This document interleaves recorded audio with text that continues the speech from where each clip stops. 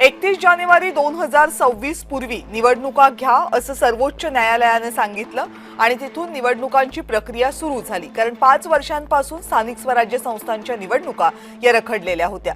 वेगवेगळ्या टप्प्यांमध्ये स्थानिक स्वराज्य संस्थांच्या निवडणुका घ्या असेही निर्देश अशी शक्यता होती। जवळपास 9 कोटी मतदार असतील महाराष्ट्रातले, जे या सगळ्या 800 पेक्षा जास्त स्थानिक स्वराज्य संस्थांच्या निवडणुकांमध्ये मतदानाचा हक्क बजावतील। राज्यभरातल्या सर्व जिल्ह्यांमध्ये या निवडणुका होतील। मतदार याद्यांच्या मुद्द्यावर विरोधकांनी या निवडणुकांना आपला विरोध कायम ठेवलाय। 1 जुलैपर्यंतच्या मतदार याद्या या निवडणुकांसाठी वापरल्या जाणार आहेत। तर 15 ऑक्टोबर पर्यंतच्या याद्यांसाठी राज्य निवडणूक आयोग आग्रही होता। त्यांनी केंद्रीय निवडणूक आयोगाला या संदर्भात पत्रही पाठवलं होतं। मतदार याद्यांच्या मुद्द्यावरून निवडणुका थांबवण्यासाठी याचिकाही न्यायालयामध्ये करण्यात आल्या होत्या। जवळपास 20 पेक्षा जास्त याचिका आहेत। निवडणुका थांबवायला उच्च न्यायालयाने मात्र नकार दिला आणि याचिका फेटाळली।